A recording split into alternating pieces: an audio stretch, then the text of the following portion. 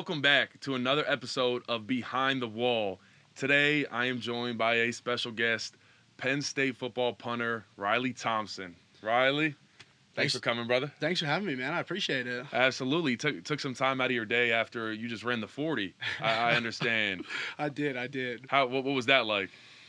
It was good. I mean, the time's unofficial Yeah. right We don't now. we don't got the lasers out there. No, Yeah. like laser times. It's all hand. It's Chuck Losey's out there with the stopwatch, giving you a "Let's go, beast." One of those. He just gave me a look and just goes, Yeah, it's on. that's Losey. He'll just our Yeah. strength coach, Chuck Losey, just gives you thumbs up. And sometimes with that curly mustache, I love hearing that beast. It fired He's me up today, for sure. That was my better time, too, because we get 2 goes. So the second one, when he gave me that, I was like, oh, it's on. Okay, yeah. Happy. You don't share your numbers, but No. you're happy with the numbers. Yeah, I was happy. I mean, I was unsure because, like, obviously we don't run a lot, like, leading into this. So we kind of get, like, a couple of weeks to, like, fine-tune everything. Just with kicking and things like that, it's kind of harder. So, yeah, I was happy. I mean, Yeah. I ran better than I did the time before, so. Right. Is there like any credence at all actually put in a punter or kicker's 40 time? Is it like looking at it from the athletic standpoint? Like, are they athletic, or like I what mean, coach is looking at that? I feel like that would come into it, just like all-round athleticism and things like that, but I don't think there's, like, you need to run this time or do this, because really it's just, like, up to the kicker. Yeah, I was gonna say. I mean, unless you're trying to get some fakes going, some Riley Thompson fakes. I'm not going to say anything. Yeah. No comment on that. But we have been known to pull out a couple fakes on our special teams. Spring ball just ended. How you feeling? It's always nice when spring ball ends and the semester's almost over, and summer's kind of the fun, easy time period for the boys. So how did spring ball go for you? And obviously adjusting to a new coach with Coach Lustig. What was that like, coming in and adjusting, I guess, to a new coaching style too? I mean, it was different. Like, everything obviously changes the way that, like, not so much the way that you kick, but the way they kind of go about things. And Coach Lustig was awesome. He brings such a big energy. He was pumping all the boys up the whole time. Obviously, got on us a bit when we weren't doing the right thing. Yeah, always. But, like, he was awesome, man. Like, we had a blast all spring ball.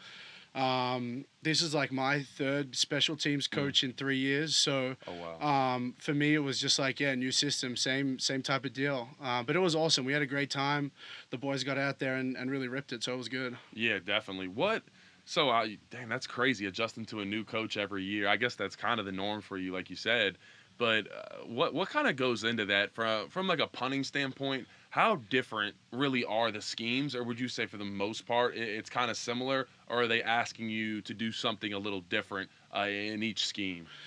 Not so much. Like, it's not so much on us. We kind of just go out there and kick. I mean, that's how I look at it myself. Like, I'm just like, I'm not worrying about everything. Like, I've got to kick a good ball, and that's kind of my job. So you kind of leave it up to them and let them figure it out, and then you go out there and make the kick, and it's kind of up to you. So for us, it's not a huge difference, really. It's kind of just go out and do your job. Right. Yeah. No, I feel that, man. That's what it's about, man. Going out there and just handling business, and sometimes you gotta take away those external factors and just handle your job. You were just talking about spring ball though, and having the boys ready. I am curious, and I feel like some fans are curious. What does like a practice? Now you don't got to give like a whole shell, but what does a practice look like? No, because you got to be careful with kickers and punters, because it's similar to like a pitcher in baseball where they can't just kick the whole time. Like you'll tear your legs up, and so you can't overwork. So like how many kicks are you getting during practice, would you say? I mean, like, so it kind of differs. We warm up and get ready and everything like that. So whatever your warm up is, you kind of go through that. But roughly you'll get like 6 to 8 like live reps, which are the ones obviously that are charted. Everyone's out there, which are the important ones, because you can go ahead and kick like a million practice balls and it's all good. But like the actual reps that matter are probably like 6 to 8. So it kind of makes it harder for us, I guess, because we kind of have to, like, if we don't do well in those 6 to 8 reps, your whole day's done. Yeah, so really. it's tough. That's kind of the hardest part about being a specialist, is being able to turn it on when you have to go out and make those kicks. And then training, other than that, we do a lot of stretching, a lot of drills. So, like, you're not actually kicking the ball, but you're working on your technique and things like that, just so obviously you don't overkick and you kind of stay ready. Yeah, you're talking about those live reps in practice. Dude, there's nothing when so I'm on the Shield, and can you give the audience a rundown of what the Shield is in college football? It's only in college football. It's not in high school. It's not in the NFL. Give the audience a rundown of what the Shield is. I'm so grateful for the Shield protectors. like you guys are the last line of defense. You stop the bad guys getting from me, basically. Right, yeah. No, but seriously, like as a punter, as a kicker, like you appreciate the guys that are like blocking and doing everything for you because it's such a tough job. And like having those guys there to protect you and like you're relying on them. So it's a great appreciation. So I do appreciate it a lot. I say it to the guys all the time. I started buying candy last year for the guys a couple of times because, yeah, you really like helped me do my job and I truly do appreciate it. Yeah, incentivize it a little bit for the guys, keep you clean.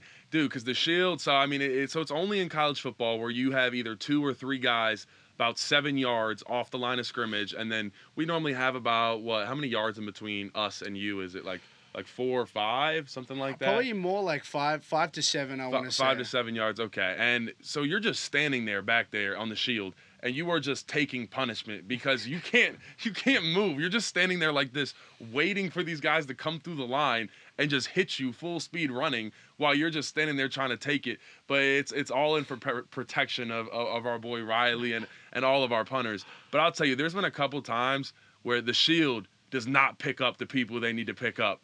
And I've seen this dude get destroyed. Which game was that this year that you got absolutely just destroyed? I mean, someone almost took your head off. Yeah, it was in the Iowa game. And it was just like it was just something that happened, and it was a rough one. It was because I went down, and then I heard like everyone like go ooh, and then I looked up at like the Megatron. I don't know what you call it. Yeah, the Jumbotron, and I was like, yeah, that was pretty. It looked a lot worse than it was. Like I was fine. Yeah, it didn't actually like hurt me at all. Like it was a little stinger, but it wasn't like I snapped my leg, and that's what it like sounded like when it happened. And my parents were actually there, my whole family, my parents, my sister, and her boyfriend, and they thought that I'd snapped my leg. So it was lucky that I didn't. Yeah, it looked really bad. I remember watching it on the TV copy, and it was like I thought you were seriously hurt. So obviously very thankful you're all good, but.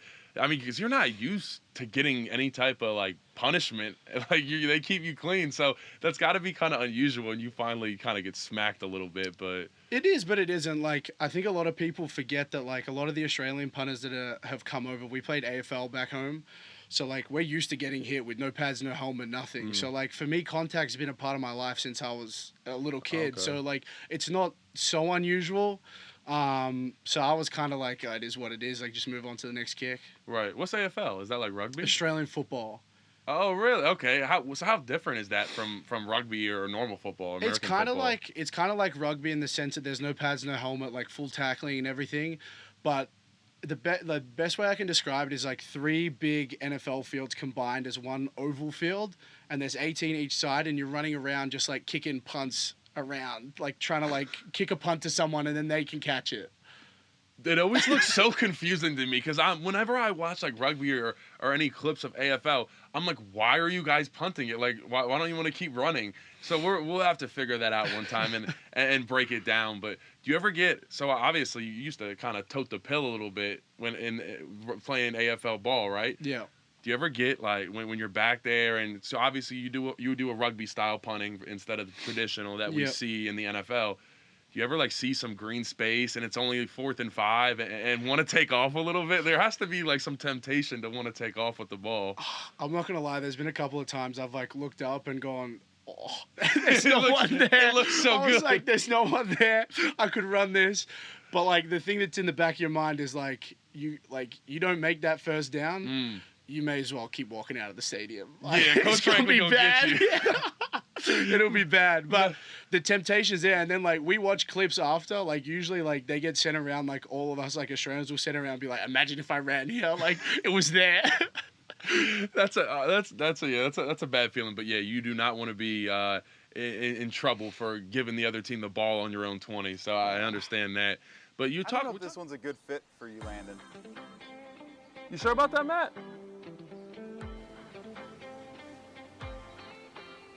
Which one is this? The Honda Ridgeline. I'm driving this home. Let's go do the paperwork with Lewis right now. Let's go. Come on down to Bobby Rahal Honda of State College. Brought to you by Bobby Rahal Honda of State College. Driven by a higher standard. But we're talking a little bit of the differences between that rugby style, Australian style punting and the traditional punting.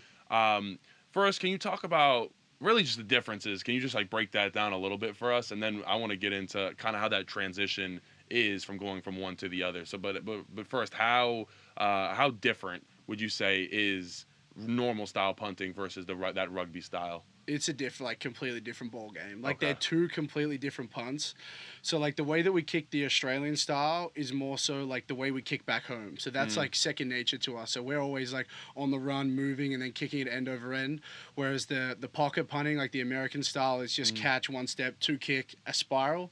It's totally different. So like when you start out like learning, you'll learn the pocket first, just to kind of get your head around it, because you still need to know how to do it. You can't, like, it's hard to just come in and roll out. You kind of still need to have both up your sleeve. But yeah, it's completely different. Like moving on the run and kicking the way we do is so different to like catching a ball 2 steps and then spiraling. Okay, interesting. So obviously in the NFL you can't do rugby, or sorry, do you not like when we refer to it as rugby style? Because you say Australian, but I don't want to offend anybody. I get everything, like rugby punt, roll punt, Australian punt. Like it's pretty much everything. So it's like whatever you kind of use, I'm gonna understand it. So I got you. It's fine. There's no bad blood with any of the terminology. We're safe here. We're good. What is that? So for rugby punters, and we've seen a couple, be really elite and then move on to the NFL. And you mentioned that a lot of them practice that pocket punting first, but switching from one style back to the other, how difficult is that? And, when obviously you have aspirations to play in the league, do you feel like you'll be able to succeed really well at that? Have you practiced that a lot, or is the majority of your punting still just that Australian style punting? It's like, it is a different adjustment. Like they are like really different. But I mean, if you like, I personally go out and practice both. Like I'm always trying to work on both and kind of get as much as I can out of both styles. And obviously like having aspirations to play in the league, you kind of need to have both up your sleeve at all times. But yeah, they are two like really different things. So going back and forth can be tough, but I mean like once you like work at it, it's a technique thing. Like if you work at your technique and like keep grinding it, you're going to be able to do both. And like you can always come back to the rugby punt, which like for most people is like a second nature thing. So you probably don't need to practice that one as much. Obviously it's different with a rush and the shield and everything like that, but it's not as big of adjustment going from pocket to rugby as rugby to pocket, if that makes sense. Okay. Yeah, it definitely makes sense. Interesting. How'd you get started? Like with AFL? Is that like normal over in Australia? Like everybody plays AFL ball, or was that something your parents put you into early? How did that start? It kind of depends. Like where I'm from in Victoria, everyone just plays football. Like football's huge, cricket's huge, which a lot of people probably don't know what that is either. Kind of like Australian baseball, I want to say, is my best way to describe what cricket is. Okay. But yeah, I mean, I played football and cricket growing up. I've started kicking a ball when I was like 4 years old. It's just like kind of like I feel like a coming of age thing. Like everyone wants to play football. If you go up north to like Queensland and New South Wales, they play a lot of rugby. But there's still football, like AFL up there. But yeah, it's kind of just like, I mean, for me, it was a coming of age thing. Like I just like love being out there with the guys kicking the football around and then transitioning into sport. I always like wanted to play as much sport as I could. So like I was kind of doing everything I could, and football was like a huge passion of mine. So I just like went down that path. Yeah, no, absolutely. That's what's up, man. It's different over there. And actually, a lot of times they talk about like the most followed people on social media, and you hear about like Lionel Messi and like LeBron James. But people don't know, it's like the most followed dude is a cricket player. Yeah. And I think he's from like India or something. But cricket is huge in the rest of the world, and you just like don't see it over here on the western side of the world. But so it's big time. Like they're like people get after it in like the bars, like they're cheering on the cricket games. We have Boxing Day back home, which is the day after Christmas. I don't know. Do you guys have that here? No. Boxing Day, yeah. Boxing Day. No. I don't know what the like story behind it is, but I just know it's Boxing Day. And there's a big test match, which is like a type of format of the game, and the first day is on Boxing Day, and it's in Melbourne, like my hometown. Played at the MCG, seats like 100,000, full of fans like wanting to go out there, watch the cricket, drink beer, which I feel like we're known for. But yeah, they love it. And then like in places like India, they get like 110,000 at people. They have like big cages over like the seating so people can't climb over because it's like such a big deal. Wow. It's crazy, and I can't believe it hasn't like taken off here. Like I don't know, it baffles me. Yeah, that's interesting. I guess us Americans, we love our football and our baseball, so I guess we're kind of stuck in our. I guess baseball is kind of similar to cricket, so I don't know, and that's like the American pastime. So I guess they don't want to give up on that. Dude, growing up in Australia, how different is that? Like, how different is that compared? And I know we'll get into it, but you lived in Florida and PA now over here in America.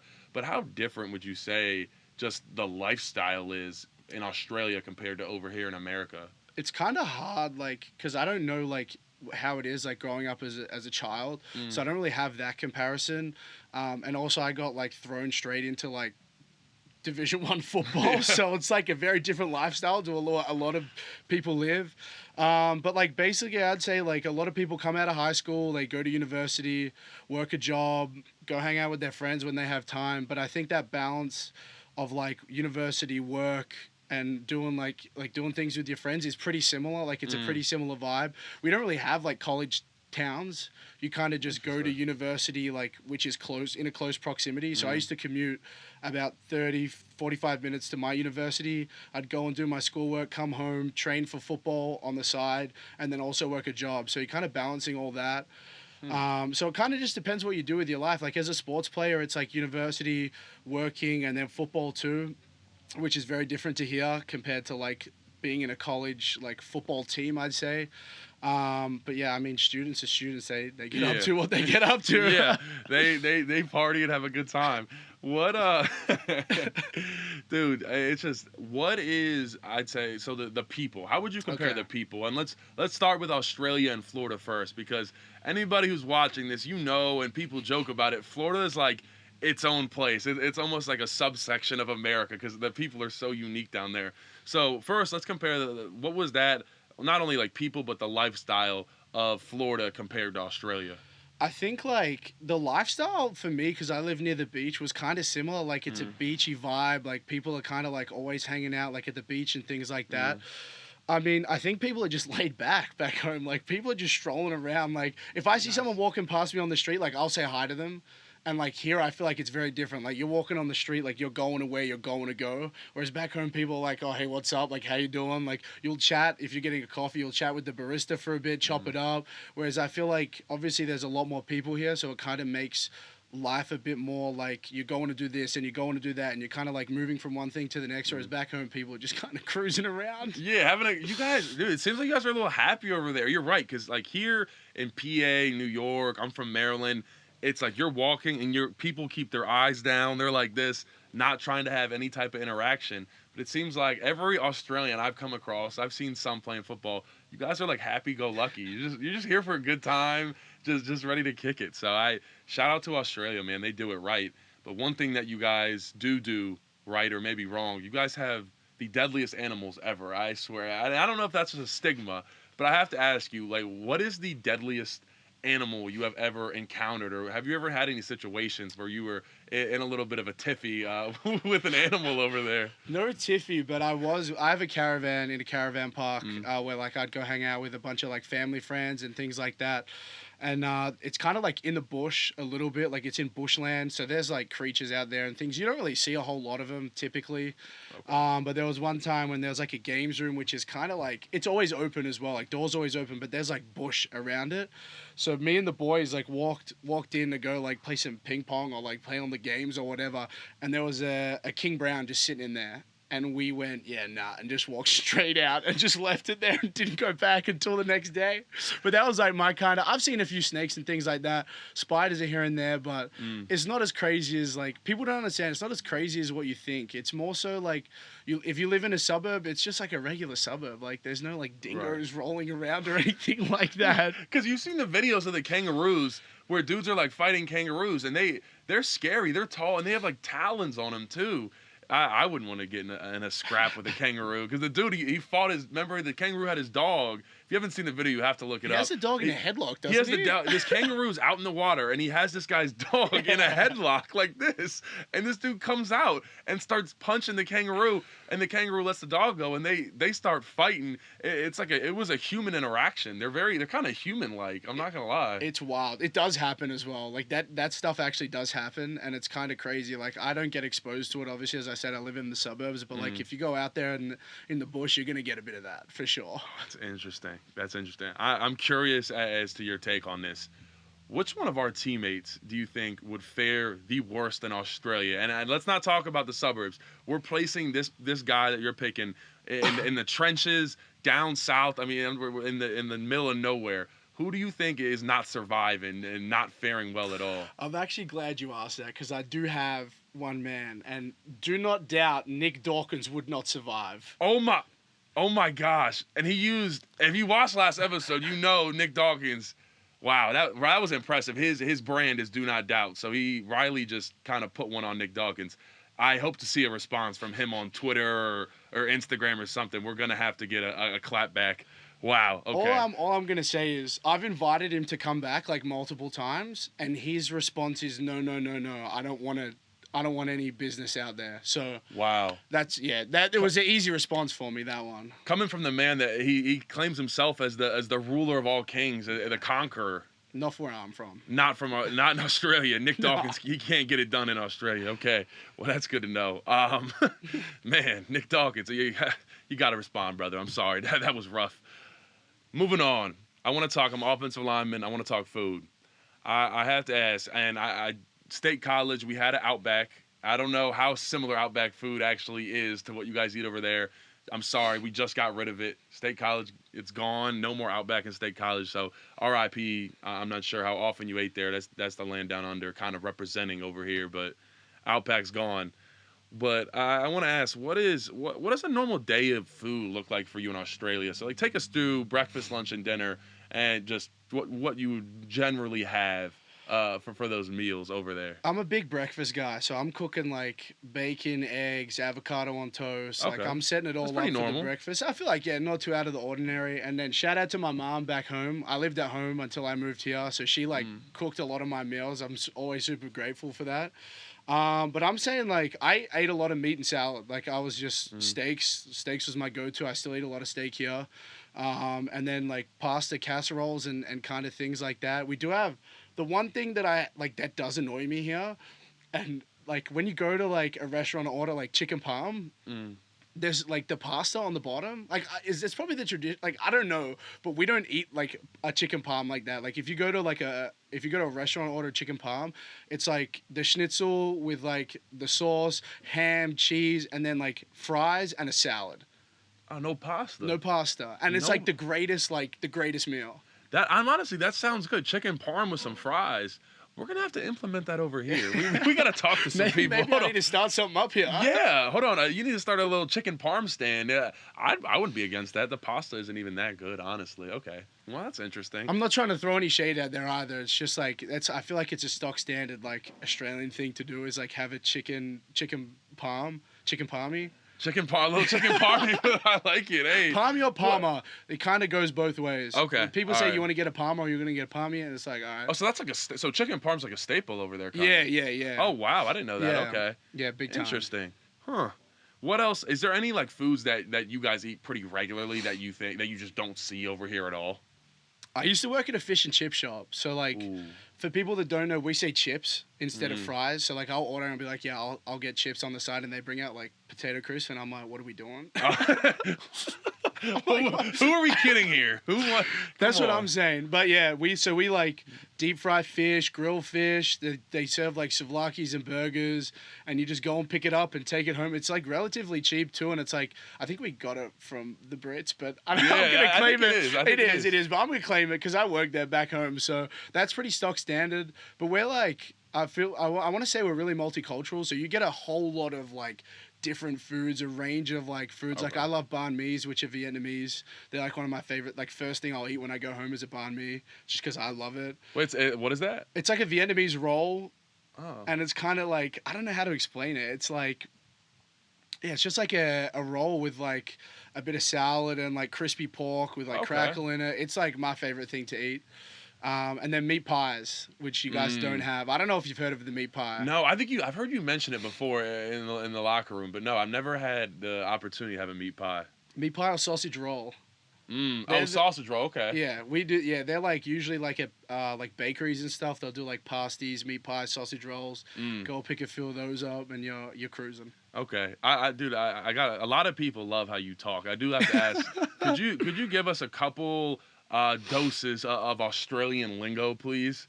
There's a couple of things that just come naturally. I hear them all the time, so you probably don't even think about it. But I love the Australian lingo and the accent. Yeah, you got to give us a couple. I'm trying to think. Like this is the thing. Like I just speak, and that people will like be like, "Oh, that's crazy," but like I can't think of any. The one thing I do say, which isn't even like an Australian thing, it's just like a thing me and my friends made up, is we'll say that's Mick, Mick. like MIK, that's Mick. And it just like became a thing, and now it's like in my vocab, and I'll say, "Oh, that's Mick," and people will be like, "What's Mick?" That's Mick. Is that like a good thing? That's cool. That's like, cool. you're Like, yeah, that's Mick unreal. there. Like, that's Oh, great. Okay, it can mean a lot of things. All right. Well, if Riley hits a nice bomb this year, someone's got to yell. That's a Mick right there at him. Please, he'll love it. You'll probably get an interaction out of him. So yell that at him for sure. You mentioned earlier that your family's made it out to a game. How often are they able to make it out here? Because obviously it's the opposite side of the world. That's pretty crazy. How often are you able to see them? And then when they tune into games, is it like it's got to be like 2 a.m., 3 a.m. over there? That's got to be weird. Yeah, it's kind of crazy. They came for a whole month, so they saw the West Virginia game, then they saw the whiteout as well, which was like epic to have them at those two. My parents are coming back this year for about a month, so that'll be awesome.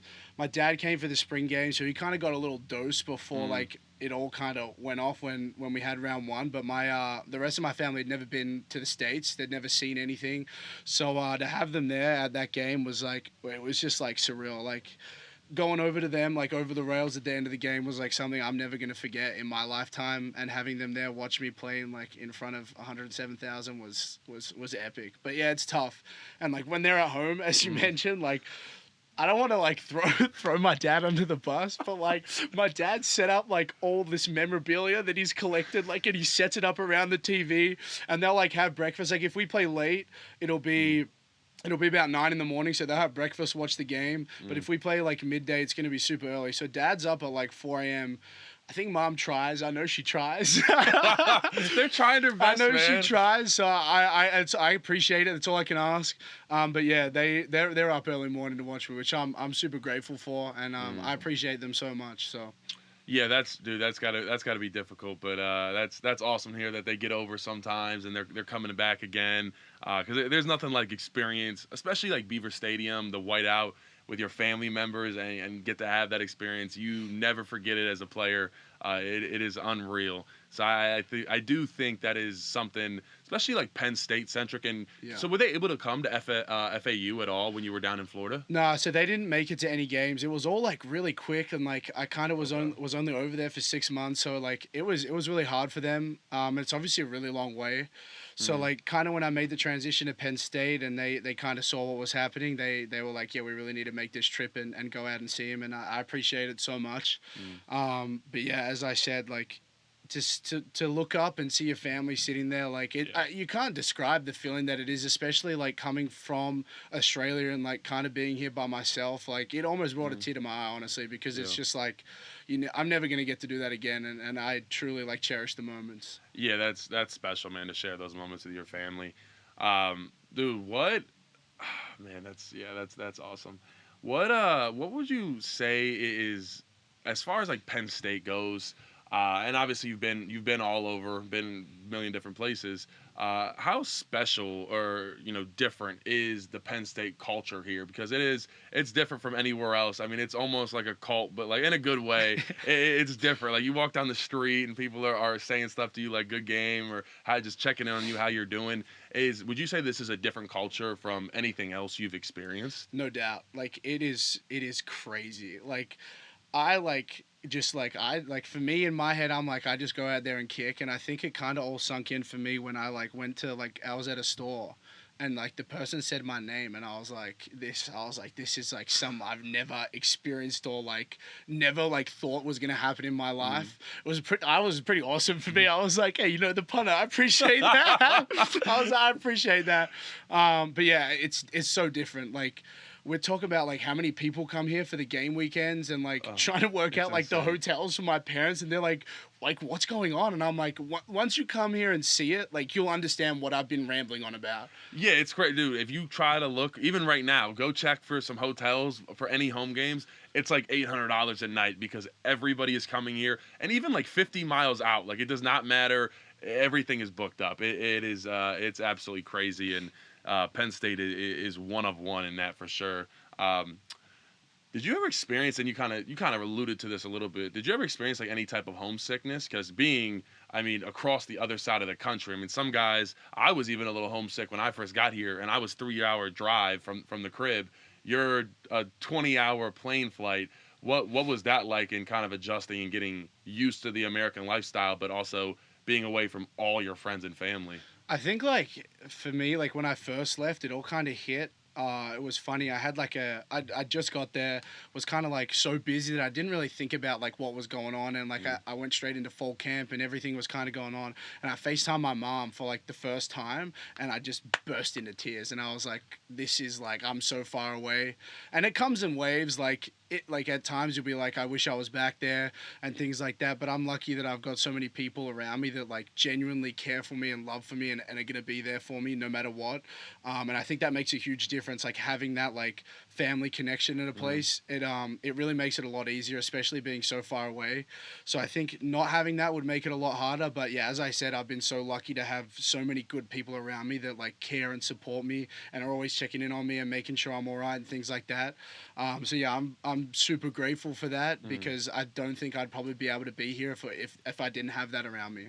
Definitely. When you got to FAU, was that your first time on a football field, like playing real like American football? Yeah. What was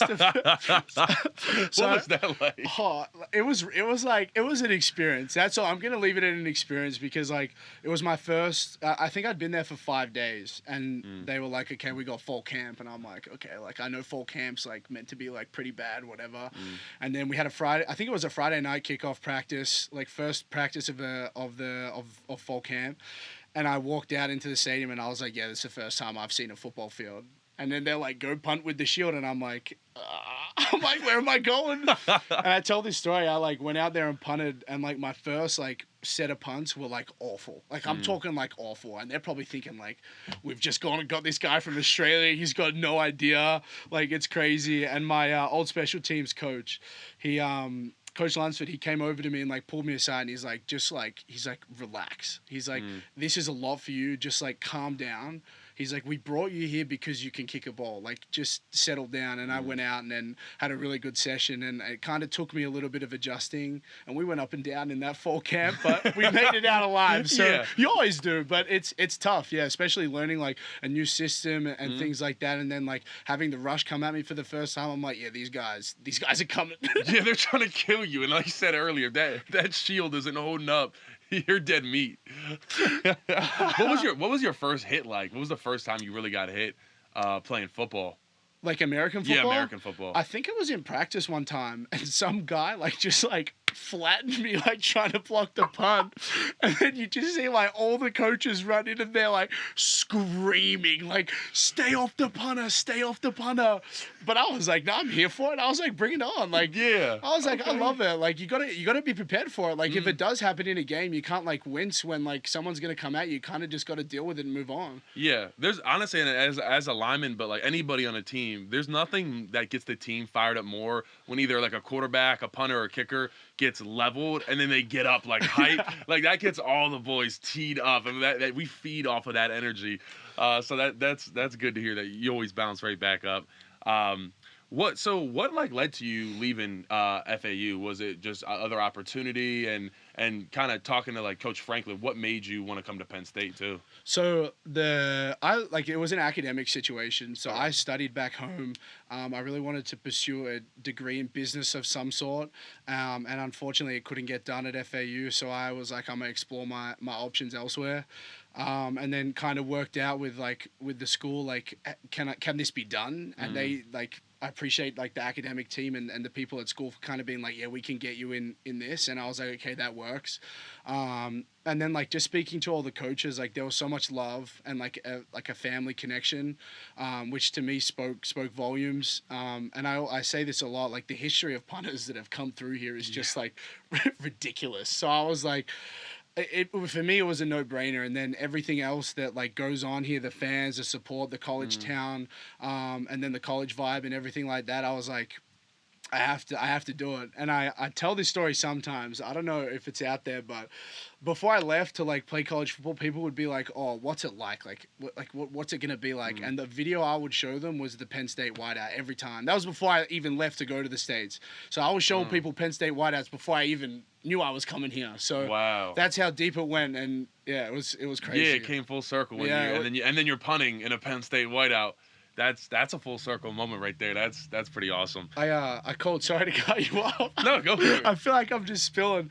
I love it.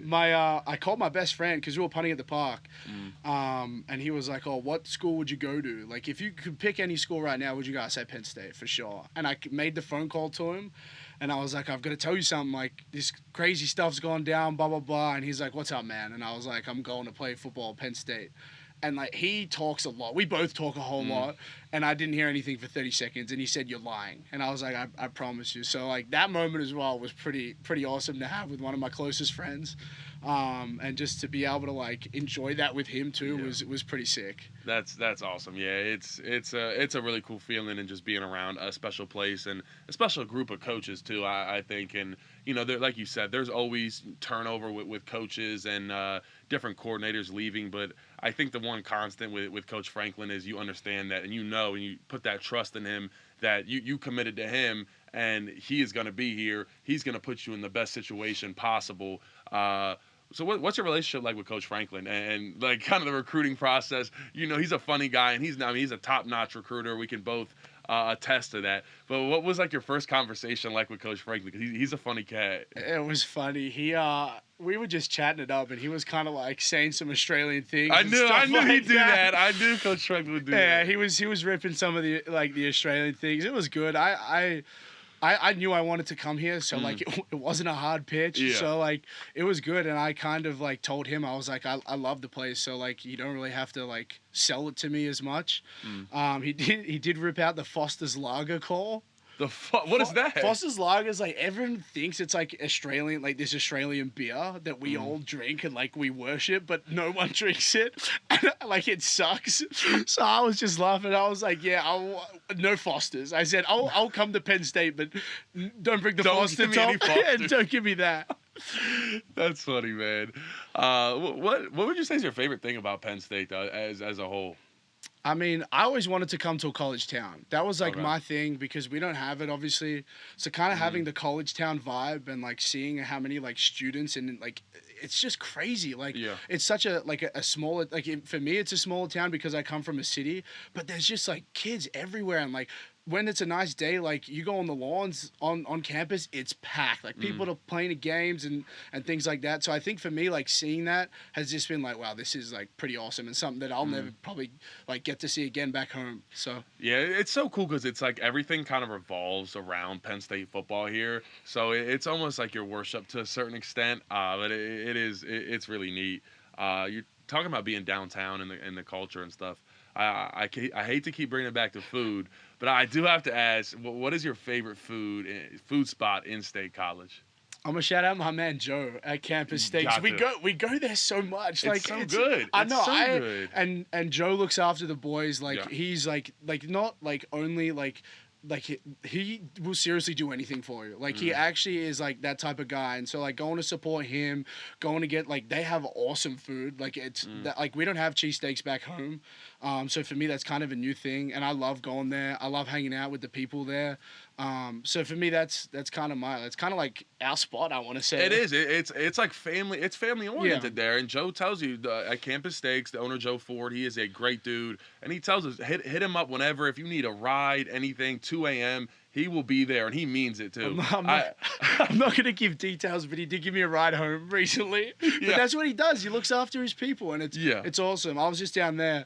I dropped off a pair of cleats for him because he wanted to hang my cleats up in the store. So like, it's pretty awesome. That's like, I love it there, man. It's so good. Yeah, definitely. If you are in State College and you want some cheesesteaks, some fries, onion rings, mozzarella sticks, whatever it is, go down to Campus Steaks. Joe's gonna be there. He's gonna take care of you. He is a great guy. It's where all the players hang out. If it's a Friday or Saturday night and it's late, you're probably gonna see some of the boys in there because it's absolutely electric in there. And sometimes some of the boys have hopped on the stove before. Not and you can come by. You get your cheesesteak cooked by a Penn State football player. That's a unique sell. Have you hopped on the stove? I was on there at one stage. Yeah, that's a little scary. I don't know if I want Riley Thompson cooking. I worked at a fish and chip shop. I know what I'm doing with the grill. Like that's actually you probably know better than others. I know what I'm doing. Yeah. Okay, my fault. I was doubting you a little bit. That was wrong of me.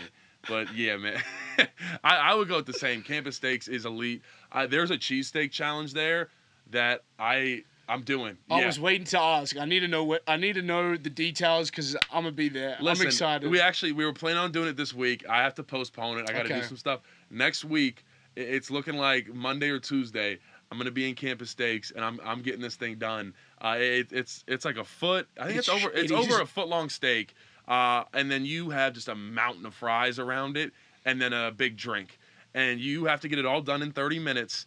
And I think the jackpot prize is it's almost $1,000. Yeah, it's close. So Joe, he's saying, he's like, dude, we got to get some of these big football players in here. I'll have to give this money away to just some random dude. I'd love if one of you guys win it. So I'm taking the initiative as a former Penn State football player. I like that, though. You're that type of guy. You'll take the initiative and get it done. Yeah, I got to get it done. So look out for that. We're going to probably do a video on it. Michael, you got that? We're filming a video. Yeah, thumbs up. My man's back there handling it, working the cameras.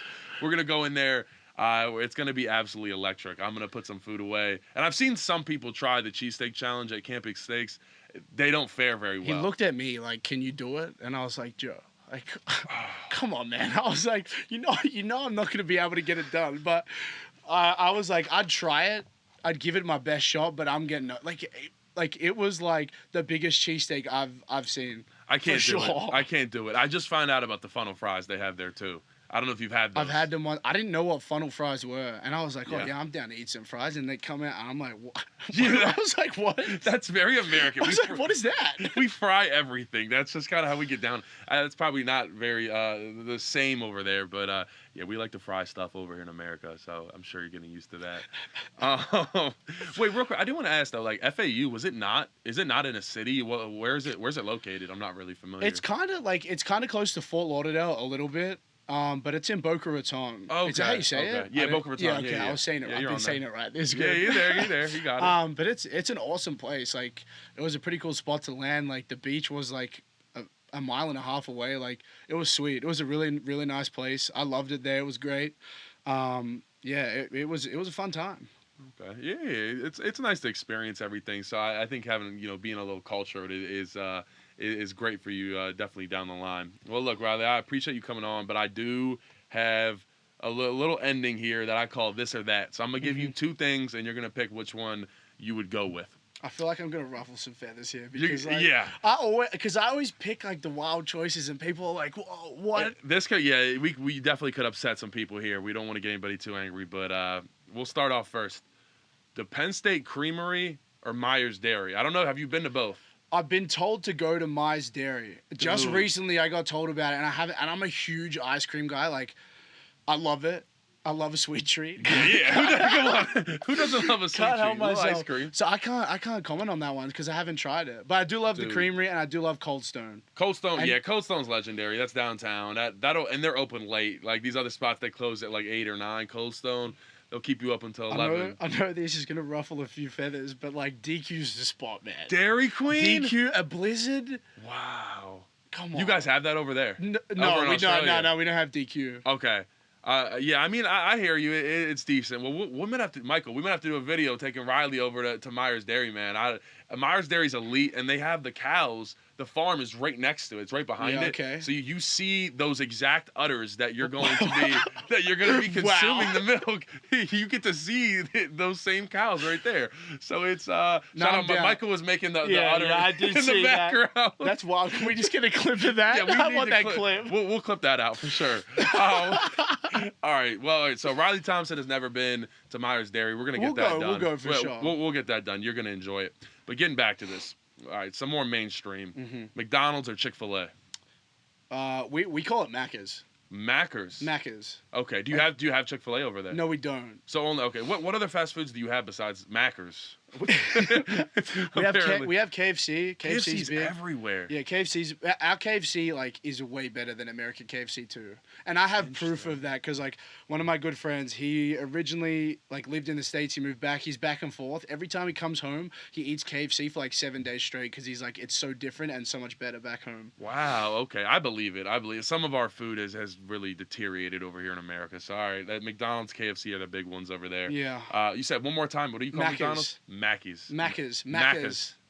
Yeah, there you go. Macca's. I'm gonna start calling it Macca's. I go Mickey D's, but Macca's. Okay. Yeah, I'm gonna take Macca's. I'm not gonna lie. All right, Macca's. Okay. Because I think it's a little better here too. Wow. That's actually a bold I think take. it is a little bit. McDonald's over Chick-fil-A. Yeah. Wow.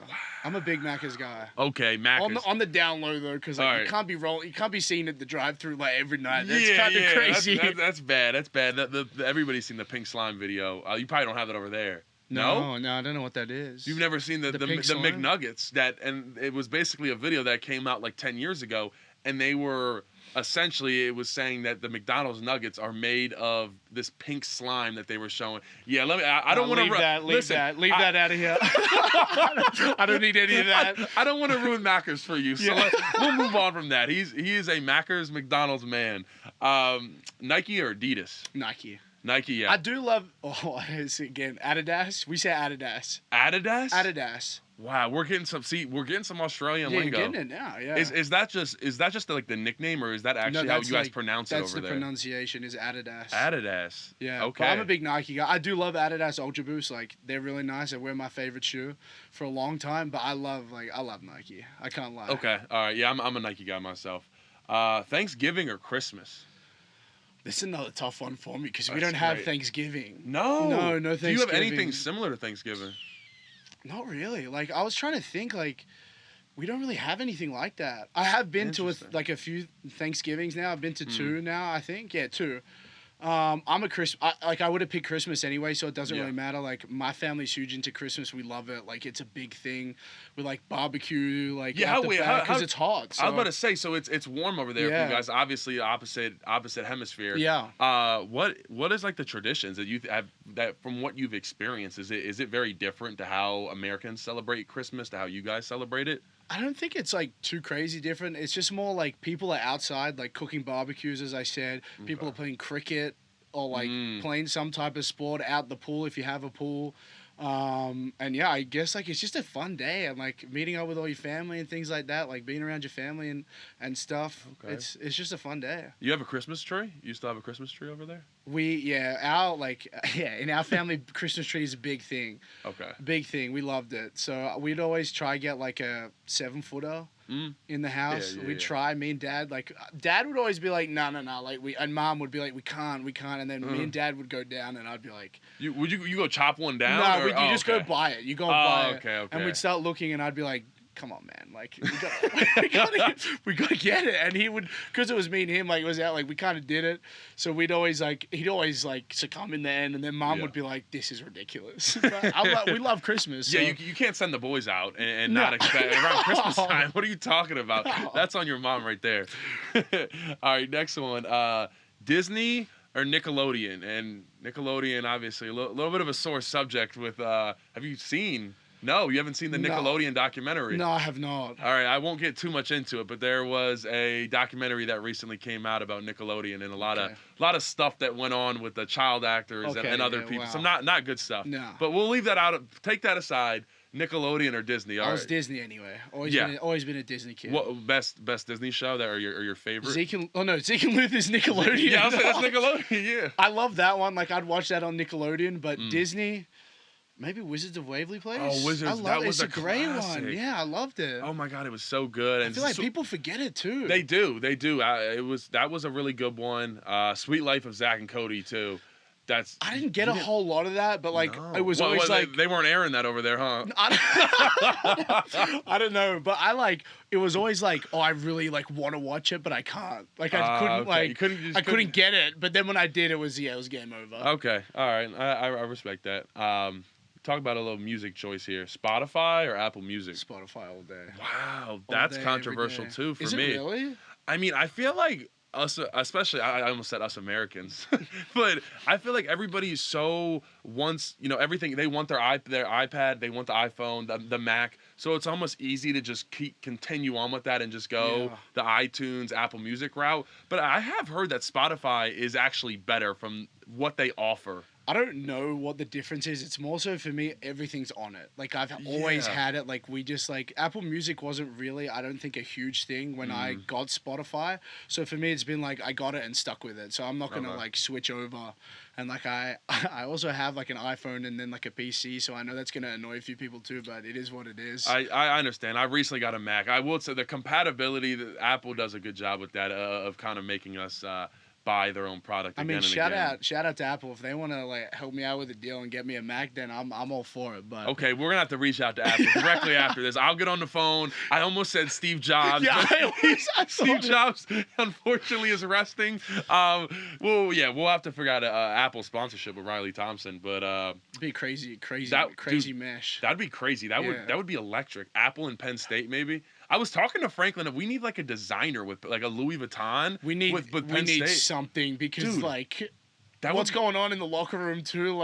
People love the clothes. They love to keep up with style and things like that. Listen, guys have money nowadays, and you see some crazy fits come to the locker room. Some dudes are coming on with full houses worth of money on them.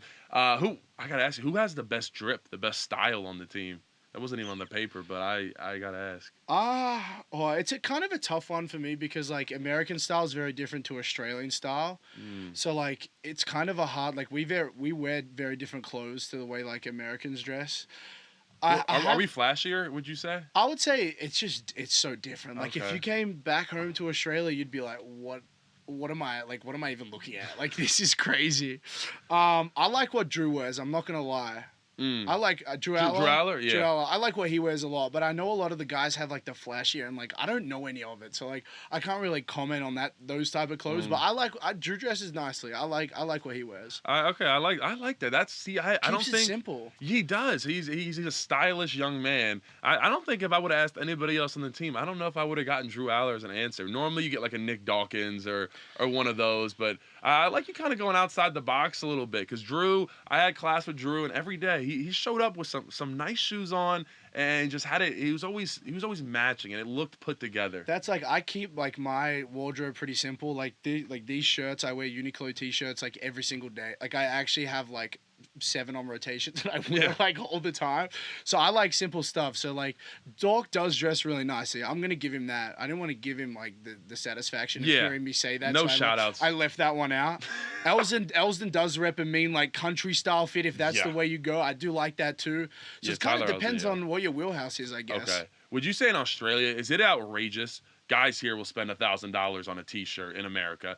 Is that outrageous? Outrageous. Okay. It's disgusting. I'm going to put that out there. This is a $20 t-shirt, and it's my favorite, and will never not be my favorite. So. Okay, so you guys don't put as much credence into how expensive the clothes you wear, because here in America, it's like a status symbol. You got to have this designer on it. You feel like the man. But over there, you guys you're just sporting. You're just putting something together that looks good. These pants I got at Target, I don't know. I just if I see something that I like, the hat I actually got. Shout out Does Vug. He went to Penn State, the guy who makes these. I met up with him a few times. He's in Australia. He makes these hats. He does crazy drawings and things on them. But yeah, he makes them. It's Australian brand. Coach T actually was I like that hat.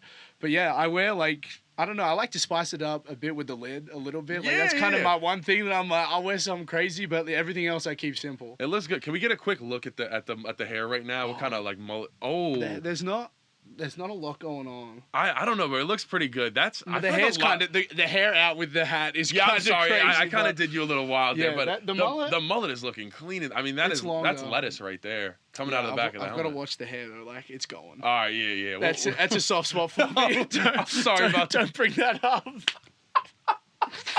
Yeah. I'm sorry about that one, brother. All right, so we're staying on the music. Got Yeah, off a yeah. little bit, but staying on the music. Country or hip hop?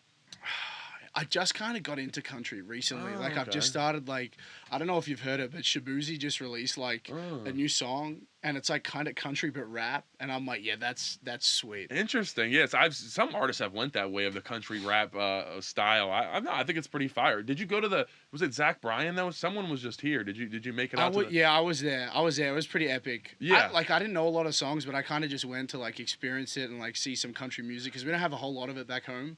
Yeah. What's popular over there? Jeez. I don't even. It's kind of like whatever. Techno's huge. Yeah. People love techno. Like it's crazy. People be like driving to work like a 9 to 5, and they're like blasting techno. I never like that was never my style. I liked it. Like it's good. I was kind of more like hip hop, like rap. Throw some country in there, like, and then like throw some like top 40 songs in there. I'm kind of just like whatever I like. Yeah, I like. you're vibing with. Do you have a favorite musical artist? Yeah, Rod Wave. Rod- Rod Wave or Polo G. That one doesn't get thrown out there very much. Polo G's great, but the Yeah. Rod Wave, man, someone go check it out. It might put you in your feelings a little bit. It will for sure. It does, man. Yeah, It does. Wow, that's my favorite artist. I just bonded with Riley. You didn't on a know whole that new. one. I didn't know yeah, that. Rod Wave. Easily my favorite. And I found out he was performing not far from here. And Yeah. I didn't know, and I didn't get to go. I was mad. I was pretty Dude, pressed. all right. about So that. next time that Rod Wave is in the area, me and Riley, we're going to the concert. showing then, up. 'cause, Yeah. we are. I'm a Rod Wave stan. It seems like you are too. I love to hear that. All right, last question here. If you could, would you rather down a punt at the 1 yard line? Mm-hmm. Or and no one touches it. We're talking it bounces and it settles on the one. Okay. I mean, real satisfying. Pat McAfee's level stuff. Or you kick it, the guy he takes off, and next thing and you punch it out and you force a fumble. Which one are you taking? You have to go with the forced fumble. forced fumble? When does that happen? Have you ever forced a fumble in your career? I Or haven't came close? forced a fumble, but we had 3 turnovers this year. I'm pretty sure it was 3. We might have had 3? 3 turnovers. Yeah. That's all on you right there. I'm not. I'm not going to take the credit for it. I appreciate the boys who were down there and got the Yeah. ball. I mean, you're like, it's so hype after that. Like It you're like- is. There was a couple where I was like, yeah, this is epic. But yeah, you definitely like. I don't think I've seen a forced fumble from a punter. No, I don't think so either. Are you looking to lay a hit on someone? I feel like that excitement has to be there eventually to really lay a lick on somebody. I've got a couple of like. If I do my job properly, I shouldn't have to. Right, like, right. Like if you're getting down there and making a play, it's like, okay, you did something wrong. So like obviously we don't want to do that. But if the opportunity came, my eyes are going like, yeah, let's get it. I love it. I have challenged Dom DeLuca though. Is the Oklahoma drill the one where you like Yeah, You run around and then start it's just- and just hit each other. Yeah, I asked him to do it. No pads, no helmet, but I don't know if they're gonna let us do that. No, I don't think so. I would love Dom. There's a lot of people getting called out this episode. Riley Thompson's coming for next. Dom DeLuca and Nick Dawkins both need to respond on Twitter ASAP. Dom knows. Like he said he's gonna light me up. I said I don't think you will. Like I don't. It's just like no pads, no helmet. He's gonna be scared. Well, I look, think. he's a gritty dude, but you came up with no pads, no helmet. Correct. That's That's how what I'm that's how saying. you were born and bred to That's play. how I'm leveling the playing field. Oh my gosh. Okay, yeah, I think I got Riley Thompson leveling Dom DeLuca. And Yeah, that's my There's roommate one. too. There's one. Yeah, I know that's crazy too. Actually, that you've just said that. Wow, I'm sorry, Dom, but he was born to do it with no pads and lay a lick on someone. So, hey man, Dom DeLuca, Nick Dawkins, we need a response from you guys within 24 hours. But look, Riley Thompson, man, I appreciate you coming on the podcast. It was a good time. Thank you, my man. Fantastic. I appreciate it. It's always a good time, man. No doubt. I appreciate you having me on. Thank you. Absolutely. Good time with Riley Thompson. Thanks you guys for watching. Please subscribe, like.